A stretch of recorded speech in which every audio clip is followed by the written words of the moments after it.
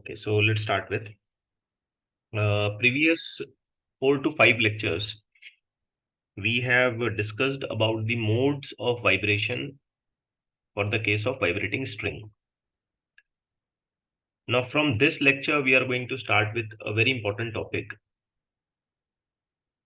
called as vibrations of an air column.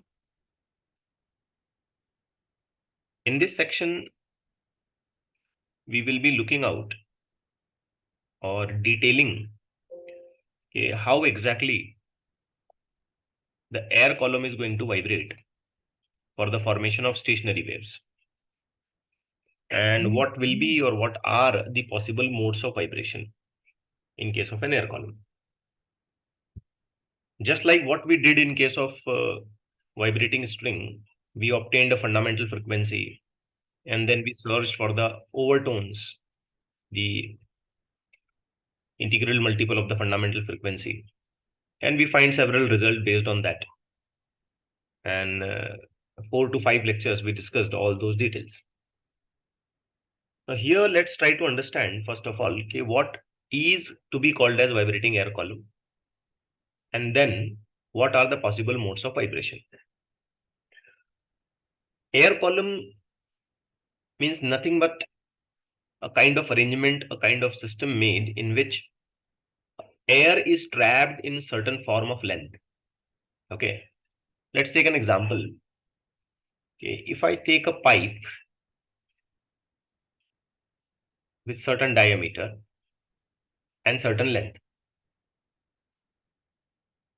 this, and if I make one end of this pipe closed, so whatever the air is trapped in this pipe, whatever the air is trapped in this pipe will be called as an air column. Okay, so this is nothing but what? Air column. Now we are going to create vibrations into this air column. Okay, and try to understand in which kind of modes this air column may vibrate. अब इस particular example में situation कैसी है कि जो pipe हमने लिया ना, उसका एक एंड ओपन है, ये वाला एंड जो है ना ये ओपन है,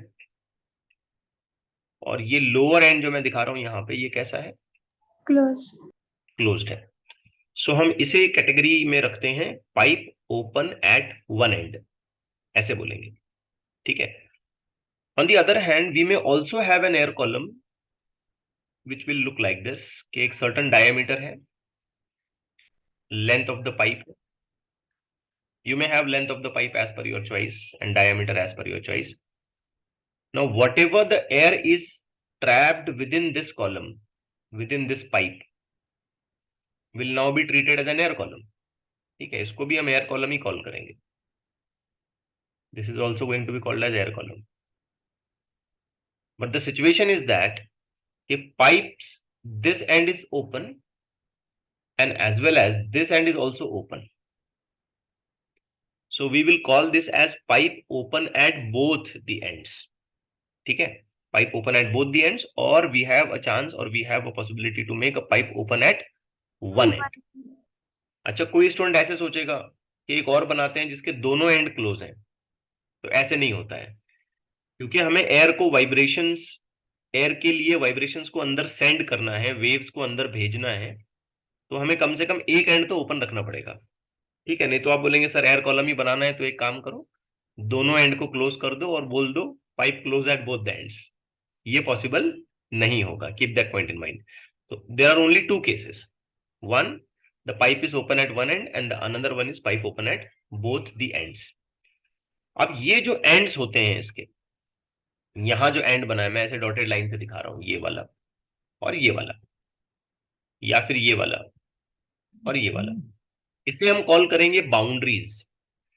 ठीक है, this end and this end will also called as boundaries. चाहे वो close हो या open हो, we'll call it as boundaries. हाँ, of course अगर close है तो we may say that it's a close boundary, and if it is open then we may say this is open boundary. ठीक है. इसके अंदर जो air trap है, either this or either this, उसमें जो वाइब्रेशंस क्रिएट होने वाले हैं या उसमें जो वेव्स बनने वाली हैं, हम उनका डिस्कशन करेंगे। ओके, अब होता यह है कि विद इन दिस जो एयर ट्रैप है, चाहे आप दोनों में से किसी का भी एग्जांपल कर लें, उसकी डेंसिटी और जो फ्री एयर मॉलिक्यूल्स हैं आउटसाइड, उसकी डेंसिटी में थोड़ा सा फर्क आ जाता है। ठीक है, इसके अंदर जो एयर मॉलिक्यूल्स हैं वो थोड़ा सा कॉम्पैक्टली होंगे, नजदीक नजदीक होंगे। अगर वो इधर उधर चल भी रहे होंगे तो ये वॉल्स के साथ कोलिजन करके विद इन दिस पाइप वो कन्फाइंड है ना। So density within the pipe and density outside the pipe में हल्का सा थोड़ा सा डिफरेंस आ जाता है।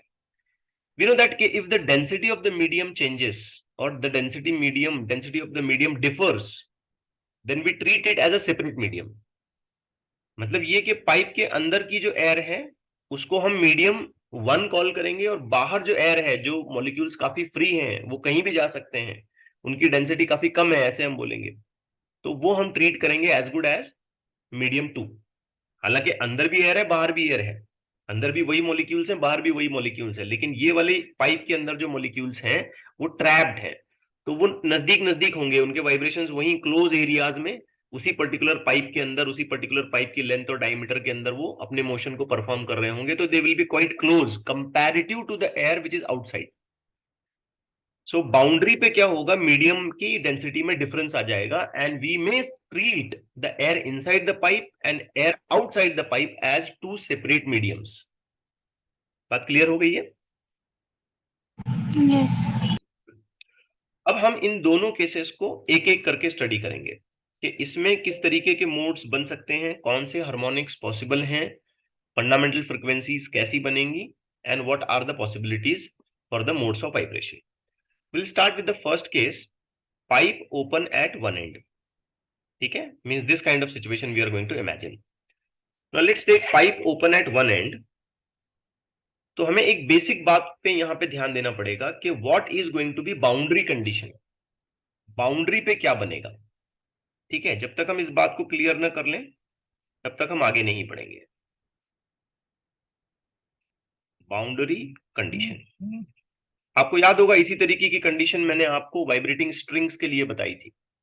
If both the ends are fixed, then there is a formation of node at the boundary. If one end is fixed and one end is free, then there is a formation of node at fixed boundary, and an open boundary there is a formation of antinode. तो boundary condition clear होने से क्या होता है, हमारे ideas काफी clear होंगे कि कितनी लेंथ और कितने वेव्स उसके अंदर बैठेंगे। अब देखिए, बाउंड्री कंडीशन में हम यहाँ पे बिल्कुल क्लियरली इस बात को समझें कि जो ओपन एंड है,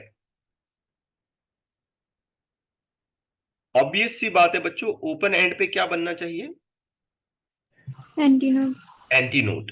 ठीक है, because at open end the molecules of the air are quite free to move, they are quite free to vibrate, therefore there is a chance, there is a possibility that at open end there must be antinode formation.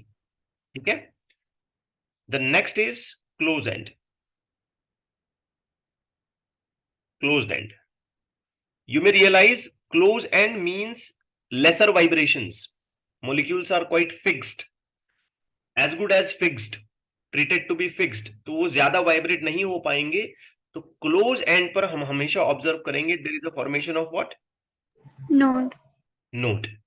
Now with this scenario we will try to understand what is going to be the fundamental frequency and what are the possible higher modes of vibration going to be formed. Let's start with a certain pipe with certain length and certain diameter. Let's say if I consider this as the pipe with certain length and certain diameter. So this is the pipe. I must show one end close and the another end open. ठीक है, let's say कि इसके अंदर मैं एक tuning fork को hold करता हूं ऐसे, और वाइब्रेशंस को यहां नीचे भेजना शुरू करता हूं। तो ट्यूनिंग फोर्क की एनर्जी इस मीडियम में ट्रांसफर हो जाएगी, तो एक वेव ऐसे नीचे चलने लगेगी यहां पे, ये सुनो, इस बाउंड्री पे वेव का रिफ्लेक्शन होगा और वो वेव रिफ्लेक्ट होने के बाद ऊपर आ जाएगी। So we may have simultaneously two waves traveling in this air column, one going downwards and exactly identical one going upwards. So the two identical waves traveling in the same medium, they are going to overlap, they are going to superimpose, they are going to combine with each other. So in this medium there is a formation of stationary waves, means there is a formation of loops, or there is a formation of nodes and antinodes, you may say. ठीक है, because an air column, so we may say, we may not realize it actually in the form of loops, but we may definitely say there is a formation of pressure node and pressure antinodes. It is going to be same, there is a formation of stationary wave. इतना भी समझ में आ गया तो काफी है. तो इसमें क्या बनेंगे? loops, stationary wave. But stationary wave, nodes और एंटी नोड्स तो उसका फॉर्मेट है. बेसिकली इसमें क्या बनेगा? stationary wave. Stationary wave. Why? Because there is one wave which is traveling downwards, coming from the tuning fork, coming from the source of energy here, and the wave is going to be reflected back. So there are two simultaneous waves traveling in the opposite direction. They will overlap and there is a formation of stationary waves. Now think for the minimum possible mode of vibration. कम से कम इसमें क्या बन सकता है? Conditions apply. Boundary पे जो बनना है वो यही बनना चाहिए. ओपन बाउंड्री पे हमेशा एंटीनोड बनना चाहिए और क्लोज बाउंड्री पे हमेशा नोड ही बनना चाहिए, दूसरा कुछ नहीं बनेगा. और हमें सोचना है कि minimum possible frequency of vibration क्या हो सकती है.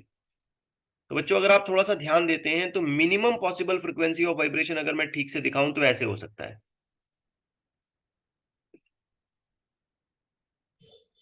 Yes. कम से कम, मिनिमम, इससे कम हो ही नहीं सकता.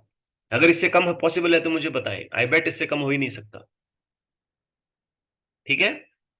Yes sir. इसमें एक क्या बना यहां पे? Node. नोड. और यहां पे एक क्या बन गया? Antinode. एंटीनोड. नाउ ये जो पाइप है हम इसकी सर्टेन लेंथ यूज कर रहे होंगे, ऑब्वियस बात है ना. इसकी कुछ लेंथ होगी, let's say the length is L. But by definition of node and antinode, we know that the distance between node and antinode is going to be taken as lambda by 4. ठीक है? Yes or no? Yes. इसमें हमें बस छोटा सा calculation करना है. Length L geometrically equals what?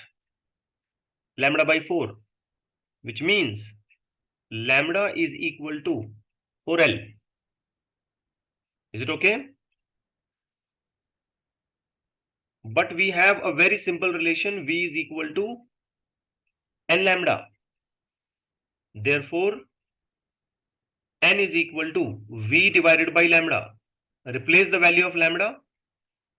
N is equal to V, the velocity, divided by 4L. 4. This is the minimum possible frequency of vibration which can be formed in a pipe open at one end. इसमें ये जो v है, इसमें v is going to be the velocity of the wave, whatever the velocity with which the wave is going to travel. v के लिए कोई अलग format of formula हम यहाँ पे नहीं लिखेंगे. तो अगर ये minimum possible frequency of vibration है तो डेफिनेटली हम इसको क्या कॉल करेंगे? Yes, Fundamental calling frequency. it as fundamental frequency, or we can also call this as First harmonics. yes, first harmonics.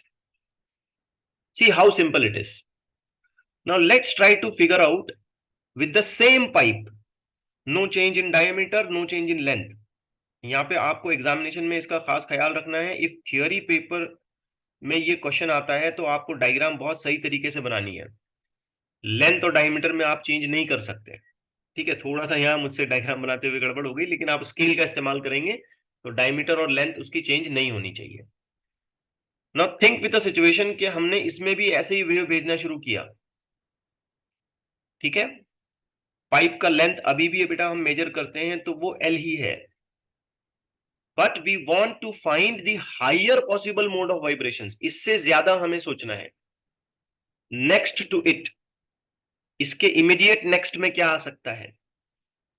ठीक है, इसके इमीडिएट नेक्स्ट की बात अगर मैं सोचता हूं बच्चों तो पॉसिबिलिटी मुझे कुछ ऐसी नजर आती है. 1.5 loop. Very good. Think on it very carefully. While we think on formation of wave, we must confirm कि ओपन एंड पे आपको हमेशा एंटीनोड बनाना है और क्लोज एंड पे आपको हमेशा नोड ही बनाना है, कोई दूसरा चांस नहीं है. इस बाउंड्री कंडीशन को मीट करते हुए, इसको फुलफिल करते हुए, फंडामेंटल के बाद जो पहला हायर वैल्यू पॉसिबल हो सकता है वो यही हो सकता है। हाफ लूप के बाद आप 1.5 लूप ही बना सकते हो, Yes. 1 लूप बना ही नहीं सकते। अगर आपने 1 लूप बनाया ना तो ये वाला नोड वाला पॉइंट ऊपर चला जाएगा, बाउंड्री कंडीशन वायलेट हो जाएगी। Hmm. तो हाफ के बाद जो नेक्स्ट पॉसिबिलिटी है वो क्या है? 1.5. 1.5। ठीक है, और बहुत ज्यादा हो सकती हैं, लेकिन नेक्स्ट इमीडिएट हायर पॉसिबिलिटी अगर आप सर्च करोगे तो यही है। अब बच्चों इसमें सोचो आप कि ये दो पार्ट में अगर मैं डिवाइड कर देता हूं, तो this point is going to be called as node and this point is also going to be called as node. The gap between these two is going to be called as, or going to be treated as, Lambda by 2. yes, lambda 1 by 2. Let me differentiate it, क्योंकि यहां जो wave बनेगी उसकी wavelength अलग है और यहां जो वेव बनेगी उसकी वेवलेंथ अलग है और फ्रीक्वेंसी भी अलग अलग है। अच्छा, रिमेनिंग ऊपर का पोर्शन कितना हो गया? Lambda 1 by 4. Very good, lambda 1/4। Geometrically अगर हम इसको इक्वेट करते हैं तो आंसर क्या मिलता है? Lambda 1/2 plus lambda 1/4, which means 3 lambda 1/4. Therefore, it gives me a very quick idea. Lambda 1 is equal to 4L divided by 3. Is it okay with this? Yes, sir. But we have the same relation valid here. V is equal to n lambda, but this time I may call this as n1 lambda 1. ठीक है? Therefore, you may confirm writing n1 is equal to V divided by lambda 1. Tell me, if I continue writing with n1, what I may write after substitution of lambda 1?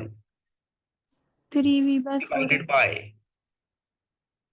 V divided by, yes, go on, 4L by 3, then 3 factor will be in the numerator. So this is going to be the higher possibility, next higher possibility of vibration. If you compare it with the fundamental, you may quickly identify that n1 is equal to 3n. Yes. Definitely to this frequency, I may label it as first overtone because it is possible. But if I continue to identify it in the sequence of harmonics, I must say this as Third harmonics. yes, third harmonics. What about the second harmonics? Where is the second harmonic? Absent. नहीं बनेगी, missing. इस pipe की situation ही ऐसी है कि इसमें 2n नहीं बन सकता। ठीक है, 2n बना ही नहीं सकते हम, क्योंकि हम भी जब भी वेव इसमें सेट करेंगे हमको ये बाउंड्री कंडीशन फुलफिल करते हुए वेव को सेट करना पड़ेगा। Let's take another condition to have a very clear explanation of such kind of things. Length में वही ले रहा हूं, कोई चेंज नहीं है, एंड ऑलमोस्ट डायमीटर भी मैंने वैसे ही रखा। ठीक है, बट मेरा इंटरेस्ट ये है कि मैं हायर हार्मोनिक्स को सर्च करना चाहता हूं, इससे और ज्यादा, नेक्स्ट इमीडिएट ज्यादा, फौरन इसके बाद जो बन सकता है हायर वैल्यू वो। तो आप थोड़ा सा सोचें, पहले हमने हाफ लूप बनाया था, फिर 1.5 हो गया, 1 नहीं बना, तो 1.5 के बाद 2 नहीं बनेगा, बल्कि क्या बनेगा? 2.5। इसकी रीजन ये है कि बाउंड्री पर हमेशा हमको एंटी नोड ही बनाने हैं, ओपन बाउंड्री पर और क्लोज एंड पर, क्लोज बाउंड्री पर हमको हमेशा नोड ही बनाने हैं। सो विद दैट अजम्पशन अगर मैं वेव को ठीक ठीक तरीके से सेट करने की कोशिश करूं तो it will look something like this.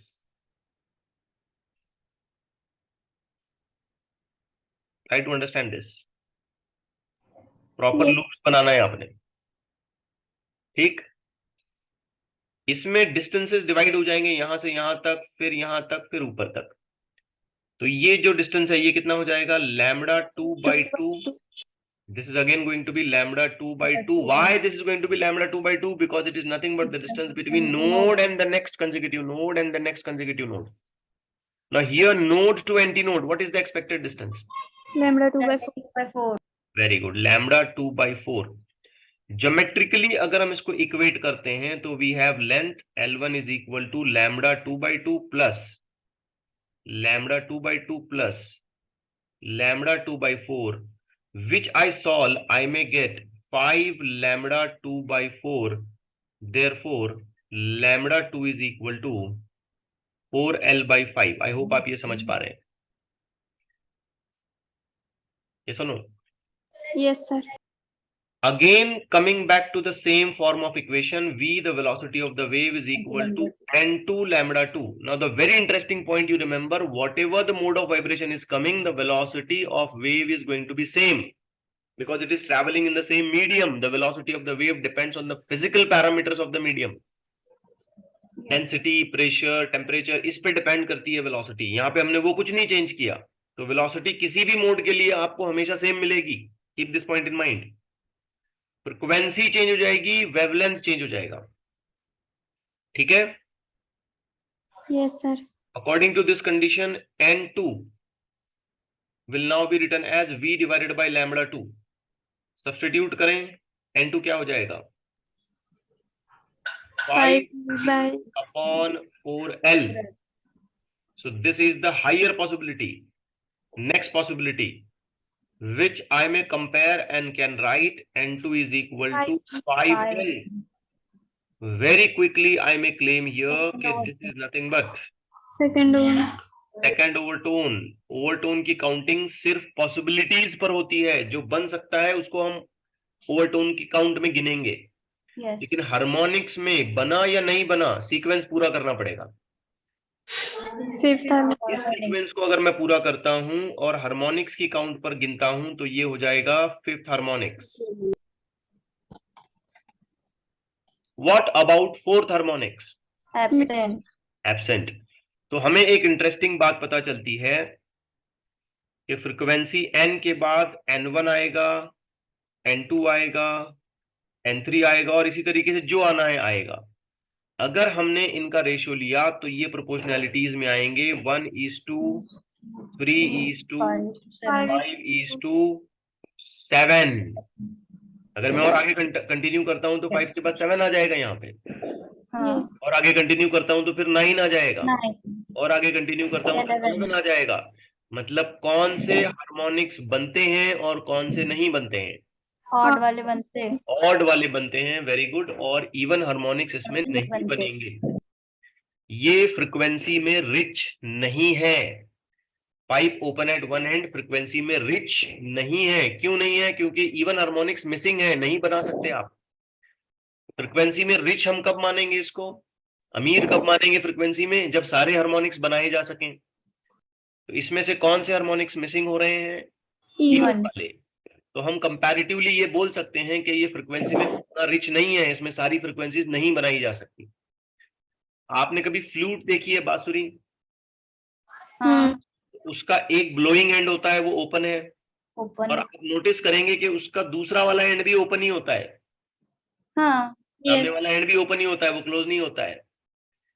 अगर हम बांसुरी का वो वाला एंड क्लोज कर देना तो हम ये देखेंगे कि उसकी फ्रीक्वेंसी की जो पॉसिबिलिटीज हैं बनने की कम हो जाएंगी। फिर हम लेंथ एडजस्ट करते हैं अलग अलग होल्स का इस्तेमाल करके। पाइप की लेंथ को एडजस्ट करते हैं, जहां जिस होल को हमने ब्लॉक किया वहां तक की लेंथ में हमने एयर को ब्लो करना है, और फिर जो साउंड उसमें बनना है, जो फ्रीक्वेंसी उसमें बननी है, वो बनती जाएगी। अभी एक अलग टॉपिक ऑफ डिस्कशन है, एक रफ आइडिया मैं आपको देने की कोशिश कर रहा था कि ये बात क्रिस्टल क्लियर आपको समझ में आ जाए कि pipe open at one and में इवन हार्मोनिक्स नहीं बनाए जा सकते, जबकि ऑड हार्मोनिक्स बनाए जा सकते हैं। अच्छा, इस सिचुएशन को और नोटिस करें आप। फंडामेंटल फ्रीक्वेंसी में कितने नोड और कितने एंटी नोड बन रहे थे? 1 1।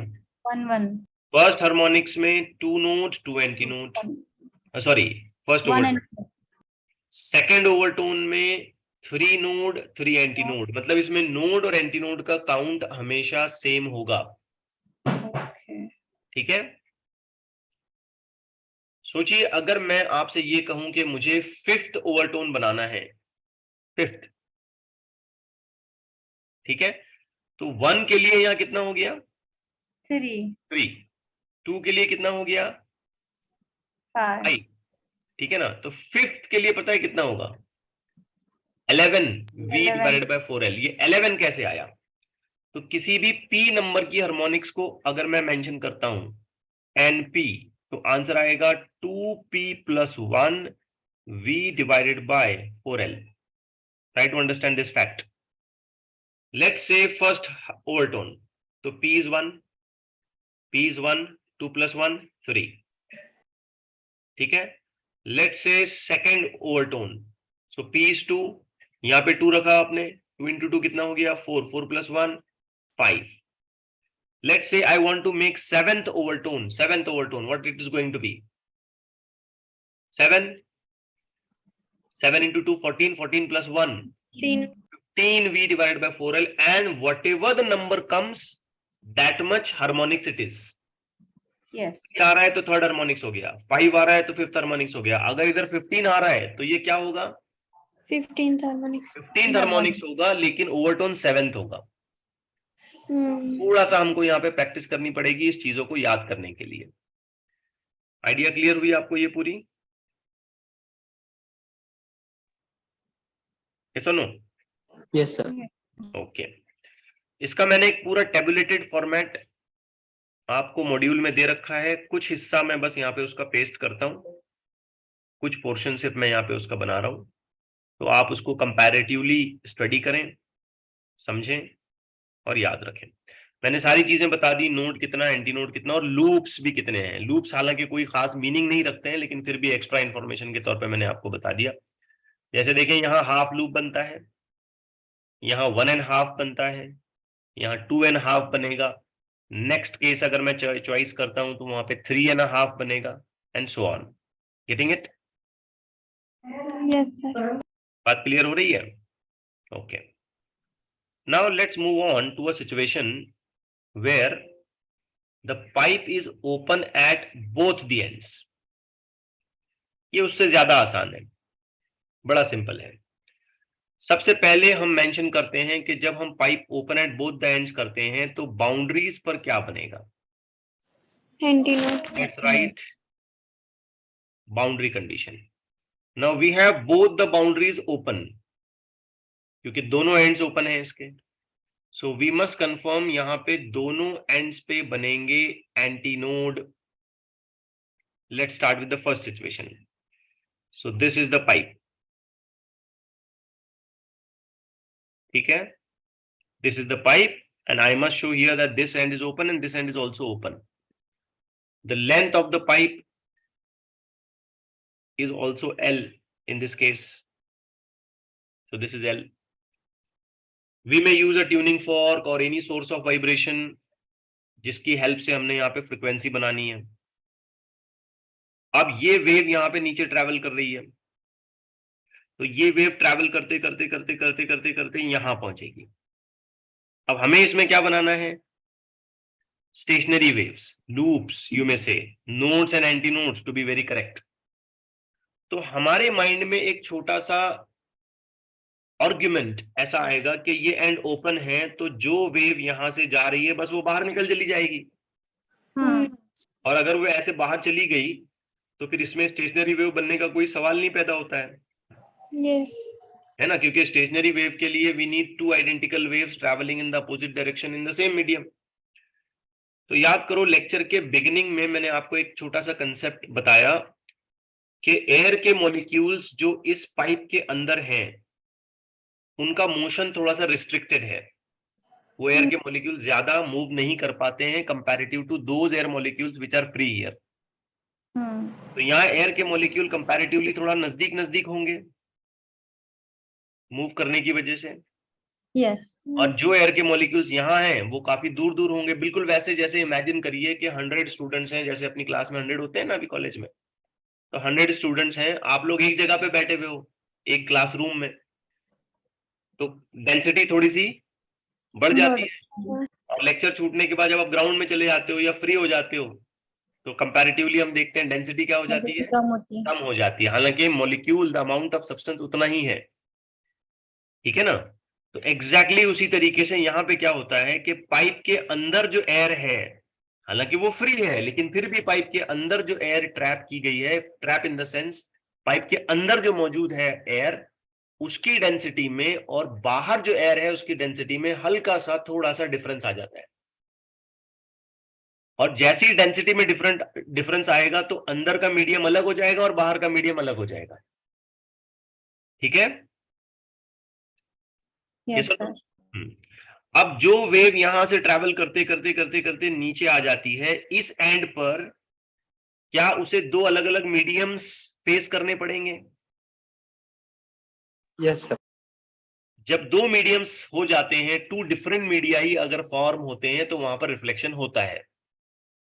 हो सकता है कि कुछ पोर्शन ऑफ द वेव यहां से निकल के बाहर चला जाए, ऐसा भी पॉसिबल है। लेकिन साथ साथ ये भी पॉसिबल है कि यहां से रिफ्लेक्शन भी हो, वेव यहां इस बाउंड्री पर, इस ओपन बाउंड्री पर रिफ्लेक्ट हो। बात आ रही है बच्चों समझ में? Yes. तो अब आप सोचें कि हमने इस सोर्स का यूज किया, वेव को नीचे भेजा, इस बाउंड्री पर पोर्शन ऑफ द वेव आप कह सकते हो, हिस्सा कुछ उसका वो रिफ्लेक्ट होकर ऊपर आ गया। तो यहाँ पे साइमल्टेनियसली कितने वेव्स हो गए? दो। Two waves. ठीक है, they are almost to be set like identical, थोड़ा सा एम्पलीट्यूड में फर्क पड़ेगा लेकिन आइडेंटिकल ही माने जाएंगे। And they will overlap with in this pipe. जब वो ओवरलैप हो जाएंगे अपोजिटली ट्रैवलिंग कंडीशन में, है ना, तो there will be a formation of stationary wave and within this pipe there will be a formation of node and antinode. तो बात समझ आई यहाँ पे? फिर एक बार यहाँ पे स्टेशनरी वेव कैसे बनेगी? Yes. अब अगर इसमें स्टेशनरी वेव बन जाती है तो हमें सर्च करना है कि मिनिमम पॉसिबिलिटी ऑफ वाइब्रेशन क्या होगी, जिसे हम फंडामेंटल कह सकते हैं। But we have to keep in mind boundaries should be with antinode. Mic off रखें बेटा, किसका माइक ऑन है देखो प्लीज, लेक्चर की रिकॉर्डिंग खराब हो जाती है। तो boundaries should be with formation of what? Antinode. Antinode. And try to search the minimum. Let me help you. इसमें कुछ ऐसा हो सकता है,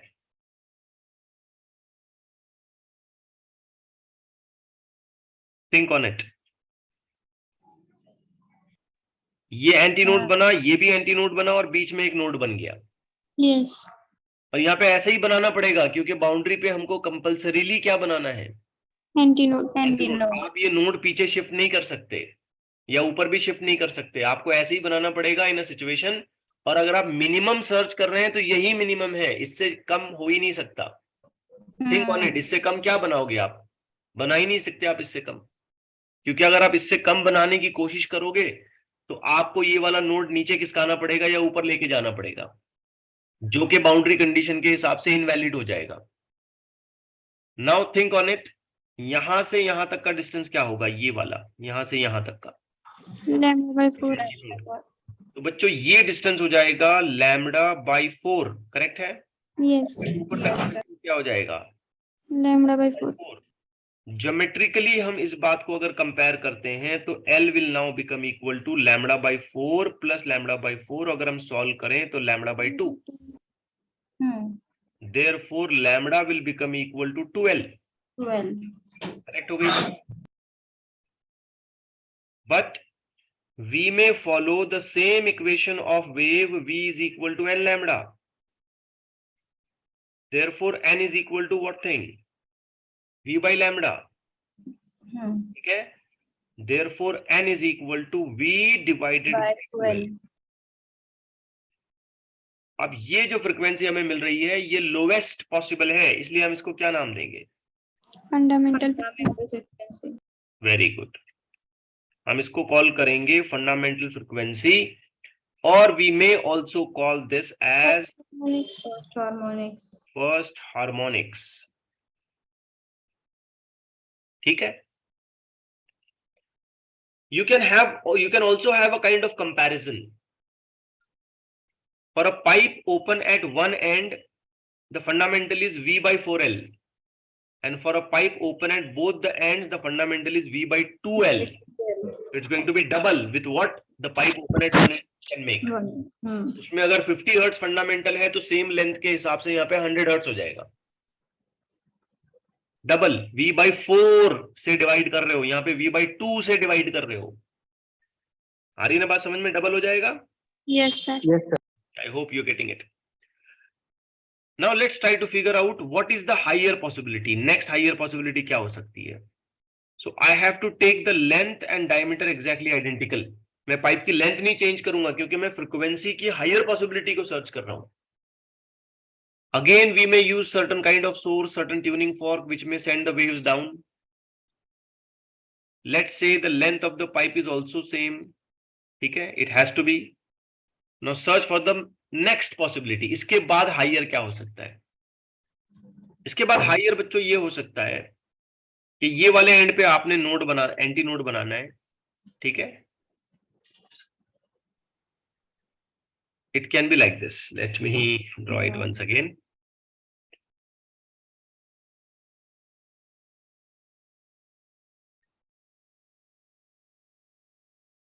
It can be like this. ठीक है, Yes, sir.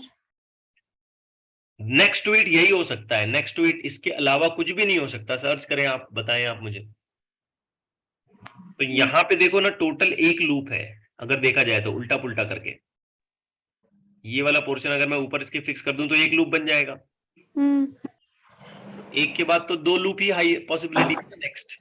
तो इसमें Yes. बराबर से टू लूप्स हैं. देखो ये बीच वाला एक लूप हो गया, ये ऊपर का हाफ और ये नीचे का हाफ. तो टोटल टू लूप्स हो गए. तो after one loop we are forming two loops. अब आप बोलेंगे सर टू लूप सीधे सीधे बनाओ ना, ऐसे आड़े टेढ़े क्यों बना रहे हो? तो रीजन क्या है?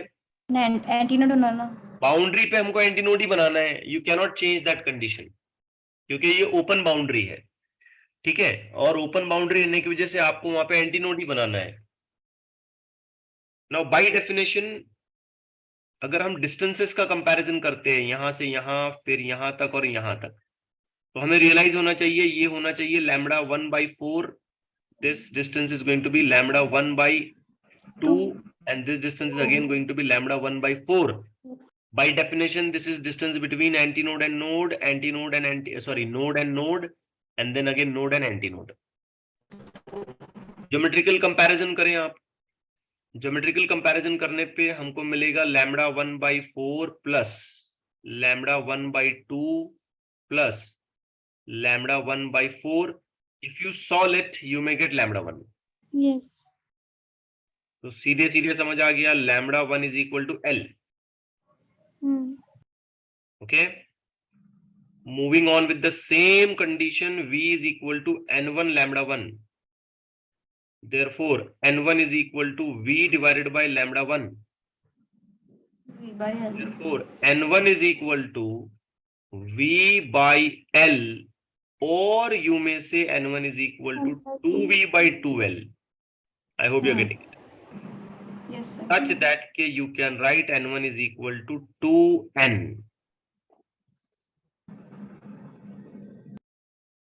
Yes or no? Yes, sir. ठीक है, 2 से ऊपर नीचे डिवाइड कर दिया. अब ये V by 2L फैक्टर तो N है. अब ऑर्डर के हिसाब से बोले तो ये क्या बनना चाहिए? ये बनना चाहिए फर्स्ट ओवरटोन. और सीक्वेंशियली हम सीधी सीधी बात करें तो ये बनना चाहिए second harmonics. So good news, second harmonics came. On the other side, for a pipe open at one end, second harmonics was absent. We cannot form it. तो यहाँ पे ये बनता है.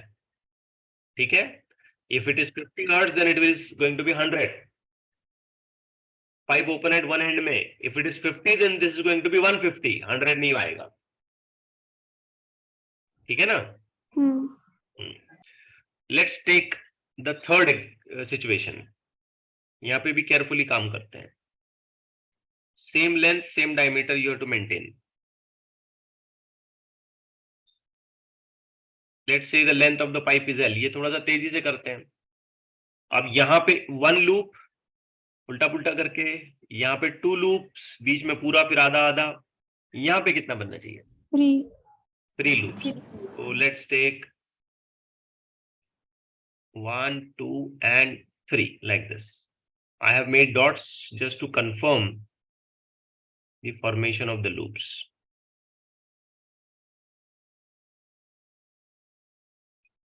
Is it clear with the diagram? Yes. Yes, sir. Tell me this distance from this to this to this. What are the distances?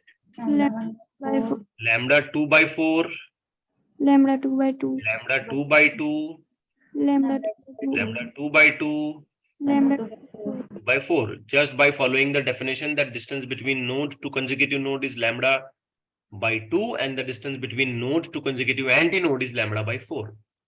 Now what is going to be length L in this situation?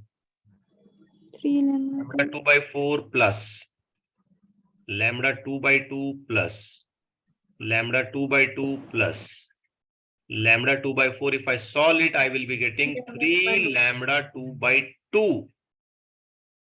After solution, you can check it out. Yes. Yes, sir. Therefore, this lambda 2 is going to be 2L by 3. Is it okay? Yes.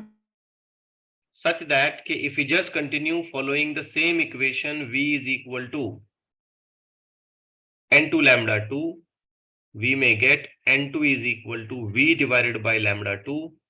Therefore, finally, N2 is equal to 3V divided by 12. What do you say? What is this? Second. This is going to be second overtone. Am I correct? Yes. Third harmonics. And this is going to be third harmonics. So again, it's a good news. Even harmonics भी possible है, odd भी possible है, दोनों बन सकते हैं. On the contrary, pipe open at one end में सिर्फ odd बनेंगे, odd harmonics बनेंगे, even नहीं बनेंगे. ठीक? Yes. Yes, sir. So this is how the things are going to be treated. अब अगर आपने फ्रीक्वेंसी को कंपैरिजन किया, यहाँ पे फ्रीक्वेंसी की जो वैल्यूज हैं, अगर आपने उसको कंपेयर किया, तो आपको इसके जो रेशियोज हैं वो कुछ इस तरीके से मिलेंगे. I'll be directly putting things from the notes. Just take it out. Fundamental, then first overtone, then second overtone, then third overtone. It's going to be 1:2:3:3:4 and so on. Yes. ठीक है ना? Now one more thing I want to confirm कि if I want to make P number का overtone, P can be any 10th, 15th, 30th, whatever it is. तो इसका मैं format कैसे लिखूं? तो बच्चों ध्यान से देखो. It is going to be P plus 1 V divided by 2L. सोच लो. Yes, sir. जब हमने फर्स्ट हार्मोनिक बनाया था तो P1 होना चाहिए. अब ये क्या हो गया? 1 plus 1. 1 plus 1 कितना हो गया? 2. 2V divided by 2L. तो 2V divided by 2L, 2 cancel, मतलब first harmonics V by L आ गया. First overtone. जब फर्स्ट ओवरटोन. जब हमने सेकंड ओवरटोन बनाया तो हमने P की जगह पे 2 रखना है. 2 plus 1 कितना हो गया? 3. सो फॉर्मेट मैच हो रहा है. Now suppose I want to make seventh overtone. Seventh, तो यहाँ पे क्या आएगा? 8V by 12. 8V by 12. Suppose I want to make 15th या 14th overtone, for example, 14th overtone. तो यहाँ पे क्या आएगा? 15V by 12. और जितना भी ये टोटल रहेगा ना, टोटल 15 अगर यहाँ पे आ रहा है, 16 यहाँ पे आ, उतने ही नंबर का ये हार्मोनिक्स होगा. जैसे देखो 3 आया तो ये थर्ड हार्मोनिक्स हो गया. ठीक है. अब मान लो यहाँ पे 7 आ रहा है. इमेजिन करो यहाँ पे 7 आ रहा है, तो ये 7 कैसे आएगा? 6 plus 1. Yes. 6 नंबर का ओवरटोन हो जाएगा और 7 नंबर का हार्मोनिक्स हो जाएगा. हाँ. एक कम है ना, सारे तो बन रहे हैं, सिर्फ एक कम है. हार्मोनिक्स की काउंटिंग हमने फंडामेंटल से करनी है और ओवरटोन की काउंटिंग हमने हायर वैल्यू से करनी है. Yes, sir. तो सिर्फ 1 less in number. If I से 20 नंबर का ओवरटोन, मतलब कितना नंबर का हार्मोनिक्स हो गया? 21 नंबर का हार्मोनिक्स हो गया. ठीक है. Yes. इफ आई से 25 नंबर का ओवरटोन, तो कितना हार्मोनिक्स हो गया? 26 नंबर का हार्मोनिक हो गया. ठीक है. देखो, second overtone, third harmonics, first overtone, second harmonics, एक ज्यादा है ना. तो आप इसको P+1 के फॉर्मेट में भी लिख सकते हो. इसको भी सिंपल करते हुए मैंने पूरा टेबल दे दिया, कितने लूप बन रहे हैं, क्या बन रहा है, सारी चीजें मैंने वहां पे आपको बता दी. अब इसमें मैं और ज्यादा बात करना जरूरी नहीं समझता. आप गिन सकते हैं कितने एंटी नोड बन रहे हैं, कितने नोड बन रहे हैं, और इन्हें आप सिर्फ एज एन इंफॉर्मेशन नहीं लेंगे, आप इसको याद करेंगे। बिकॉज एक रैंडम क्वेश्चन ऐसे बनाया जा सकता है कि there is a fourth overtone working out, tell how many number of nodes are there and how many number of over antinodes are there, how many loops are there, ये ऐसे कुछ भी पूछ सकता है। तो इन फॉर्मेट्स को आपने याद रखना है। जैसे यहाँ पे देखो, जब फंडामेंटल चल रहा था तो there are 2 anti nodes and 1 node. जब फर्स्ट ओवरटोन चल रहा था तो there are 1 2 3 anti nodes and 2 nodes. और जब सेकंड ओवरटोन चल रहा था तो there is 1 2 3 4 anti nodes and there is 1 2 3 nodes. तो you should get it very correctly, p+1 p+2 ऐसे आएगा ये। एंटी नोड हमेशा p+2, ठीक है। Yes. फोर्थ हार्मोनिक्स मतलब कितने नंबर का overtone? Third over. Third overtone. Third overtone में कितने एंटी नोड? 5, p+2, हाँ, ठीक है ना। नोड कितने? 4, p+1। बात को समझो। Yes sir. Okay, so these are certain conditions. I hope आप इसमें चीजों को समझ पा रहे हैं ठीक से कि क्या हो रहा है। एक चीज और गौर करने वाली है, ध्यान देने वाली है कि pipe open at both the ends is going to be rich in frequencies. ये फ्रीक्वेंसीज में रिच माना जाएगा बिकॉज इसमें सारी पॉसिबिलिटीज जो है वो अवेल की जा सकती हैं, देखी जा सकती हैं, बनाई जा सकती हैं, ठीक है। क्लियर हुई सारी बातें? Yes. Yes sir. Okay, now we have a very small connected article to it that is called as end correction. काफी इंपॉर्टेंट है, न्यूमेरिकल्स में ये बहुत परेशान करता है, तो इसको थोड़ा सा केयरफुली समझते हैं कि ये एंड करेक्शन क्या है। लेट्स से कि हमारे पास एक pipe open at one and का सिचुएशन है। तो हमने देखा कि पाइप की जो लेंथ है, ज्योमेट्रिक लेंथ, एंड से एंड लेंथ, वो तो L है, ठीक है।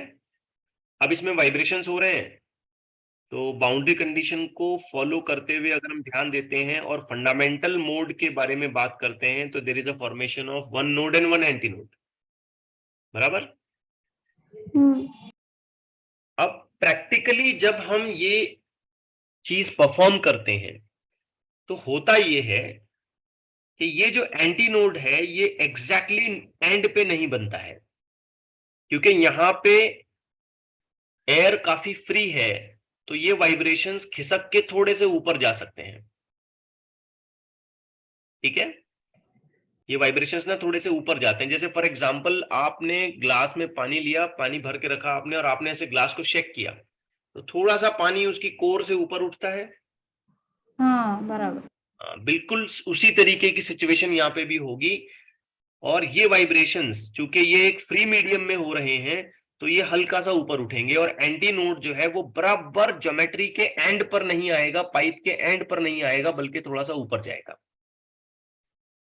तो प्रैक्टिकली ये चीज हल्का सा ऊपर शिफ्ट हो जाती है, ये कुछ ऐसे, ठीक है। Yes. Now if you follow the definition तो एंटी नोड अब यहां बन रहा है और यहां नोड बन रहा है, तो ये गैप कितना होना चाहिए? देखो तो, L plus नहीं, λ/4 is nothing but the distance Yes, sir. between node and anti-node, so it should be λ/4. Getting it right? Yes sir. लेकिन ज्योमेट्रिकली तो लेंथ L ही था, हाँ, तो हमसे लिखने में कुछ गलती हो गई। देखो, जब हमने इनिशियली इसको लिखा तो हमने क्या लिखा? हमने ये लिखा ना L इज इक्वल टू λ/4, यही लिखा ना हमने। यस। लेकिन क्या वाकई L इज इक्वल टू λ/4 है? क्या कुछ नहीं। और एक्स्ट्रा चीज भी यहाँ पे है? एक्स्ट्रा है। ये हल्की सी एक्स्ट्रा चीज भी यहाँ पे है, देखो ये वाली, इसे हमें करेक्ट करना पड़ेगा। अब थ्योरेटिकली हमने ये मान के काम किया था कि एंड पे एंटी नोड बनने वाला है, लेकिन जब हम प्रैक्टिकली इस तरीके के एक्सपेरिमेंट को परफॉर्म करते हैं तो जैसे मैंने अभी आपको एग्जांपल से बताया कि ये वेव यहाँ पे जो बनने वाले एंटी नोड हैं ये हल्का सा ऊपर खिसक सकते हैं, जिसको आम जुबान में हिंदी में बोलते हैं ना, छलक रहा है बाहर। हाँ वैसे ही हल्का सा ऊपर छलकेगा। अब डेफिनेशन के हिसाब से सोचा जाए तो डिस्टेंस बिटवीन एंटी नोड, जहां पे मेन एंटी नोड बन रहा है, वहां से लेके नोड तक का डिस्टेंस λ/4 हो जाएगा, और ज्योमेट्री में ये L। तो ये जो ब्लू पोर्शन मैंने अभी बताया यहाँ पे, ये कुछ करेक्शन हमको करना पड़ेगा। तो इस चीज को बच्चों हम कॉल करते हैं एंड करेक्शन E। अब ध्यान देके देखें तो हमें ऐसे लिखना होगा L + E is equal to λ/4। सही जा रहे हैं? Yes sir Yes, sir. Therefore λ is equal to 4 times of L plus E। हाँ जा रहे हैं ये। अब फ्रीक्वेंसी का फॉर्मूला बताओ अपना क्या था? V divided by lambda, lambda जहां पे सिर्फ 4L लिखा था। अब 4L नहीं लिखेंगे, क्या लिखेंगे? 4L + E 4L + E, और ब्रैकेट लगाएंगे। 4 सिर्फ L के साथ मल्टीपल में नहीं है, पूरे ब्रैकेट के साथ मल्टीपल में, याद रखिए। हाँ तो ये जो E फैक्टर यहाँ पे आ रहा है ना बेटा, इस चीज को हम कॉल करते हैं एंड करेक्शन। इसमें एक और चीज समझने लायक है। If we have the pipe which is going to be open at both the ends, दोनों एंड पे पाइप ओपन है, और geometrically and on and length इस पाइप की अगर हम निकालते हैं बेटा तो वो L है। ठीक है, ज्योमेट्री के हिसाब से लेंथ बराबर से L है। लेकिन जब pipe open at both the ends होता है तो हम देखते हैं ना, पहला फंडामेंटल फ्रीक्वेंसी इसका ऐसा बनता है ना, ऐसे बनेगा। अब जरा सोचिए कि ये वाला एंड भी ओपन है और ये वाला एंड भी ओपन है, so what is going to happen? थोड़ा थोड़ा बाहर ये वाला एंटी नोड थोड़ा ऊपर इधर बाहर खिसक जाएगा, और ये वाला भी थोड़ा बाहर खिसक जाएगा। और लॉजिकली ये खिसकना चाहिए, क्योंकि वहां पे एयर के मॉलिक्यूल्स का वाइब्रेशन हो रहा है, तो वो थोड़ी ट्रैप्ड है, वो थोड़ी बंद है, वो थोड़े से बाहर चले जाएंगे। अब बच्चों हम डिस्टेंस जब गिनेंगे ना, तो यहां से यहां तक का डिस्टेंस हमको ऐसे गिनना पड़ेगा, λ/4 एंड देन λ/4। लेकिन ये डिस्टेंस गिनते वक्त फिर हमसे गलती हो रही है। हमने क्या बोला? L is equal to this, लेकिन ये तो बाहर जा रहा है ना। तो क्या हमको यहाँ पे एक छोटा सा करेक्शन करना पड़ेगा? यस सर E, और हमको यहाँ पे भी एक छोटा सा करेक्शन करना पड़ेगा, E। आप खुद समझ के बताइए अब इक्वेशन क्या लिखना चाहिए? L + 2E is equal to very good, हमको लिखना चाहिए L + 2E is equal to λ/4 + λ/4। इसको हम सॉल्व करते हैं बच्चों, तो हमको मिलेगा λ is equal to 2 times of L + 2E। Getting it right? yes sir अब देखो इसकी फ्रीक्वेंसी की इक्वेशन हम बनाते हैं तो कैसी बनेगी? V divided bye 2 times of L L + + 2E। मैं फिर इस बात को दोहरा दूं, ये 2L + 2E नहीं करना है, पूरे ब्रैकेट को 2 से मल्टीप्लाई करना है, बिल्कुल ऐसे यहां जैसे ये 4L + E नहीं करना है, 4 इंटू ब्रैकेट L + E। अक्सर बच्चे यहां गलती करते हैं, ऐसे लिखते हैं 4L + E, तो ये गलत हो गया। ठीक है ना, 4 and then a bracket of L + E, 2 and then a bracket of L + 2E। Getting it? yes अब इसमें एक बात हमारी समझ में नहीं आई, या अभी तक क्लियर नहीं हुई, कि ये एंड करेक्शन एक्चुअल में कितनी वैल्यू रखती है। इसका आंसर क्या है कि भाई कितना एंड करेक्शन हमें करना है? ई मतलब क्या, कौन सा नंबर ऐड करें वहां पे। ठीक है ना, तो इसके कुछ मेथड्स हैं। There are 3 methods to identify it. उसमें से मैं पहला मेथड आज आपको बताऊंगा, और उसके आगे का कल, मतलब अगले लेक्चर में, और फिर न्यूमेरिकल्स देखेंगे। फर्स्ट मेथड इसका ये है कि and correction depends on the diameter of the pipe. ये जो पाइप आपने बना के रखा है उसका डायमीटर कितना है। तो first condition of and correction is like this, E is equal to, remember this, 0.3D, where D is the diameter of the pipe। याद रख पाओगे? yes E is equal to 0.3D। अब देखो, आप सोचो आपके पास एक नैरो सा ग्लास है, आपने उसको शेक किया तो ज्यादा ऊपर उठेगा, ज्यादा या कम, depending on the situation. So what ever E is going to come, वो पूरी तरीके से डिपेंड करेगा कि डायमीटर ऑफ दैट पाइप कितना है, तो 0.3D ऐसे करेंगे उसको। अकॉर्डिंग टू दिस सिचुएशन, अगर मैंने इन दोनों फ्रीक्वेंसीज की इक्वेशन को दोबारा लिखा तो ये ऐसी नजर आएंगी, V divided bye 4L + 0.3D। ठीक है, and this is going to be V divided by 2L + 0.6d। ध्यान दिया आपने, 0.3 का 0.6 क्यों हुआ? 2e है। 2e रहने की वजह से। So this is a very basic idea regarding end correction. As I told you, there are 3 methods to determine it. Of that, the first one is this. The first one and the perfect one is this only. क्योंकि diameter के ऊपर ही depend करता है कि and correction कितना होगा, ये इसका फिजिकल कंडीशन है। हाँ, अब इसको डिटरमाइन कैसे किया जाए तो उसके कुछ मेथड्स हैं, that we will learn in the coming lectures. तो सारा आर्टिकल क्लियर हुआ आपको अच्छे से? Yes, sir. Yes, sir. रुक जाए, कमिंग क्लास में हम इसके रिलेटेड एक्सपेरिमेंट्स को समझेंगे, एंड करेक्शन निकालने के मेथड्स पर बात करेंगे और फिर न्यूमेरिकल्स करेंगे and couple of more lectures, the chapter will and. रुक जाए फिर।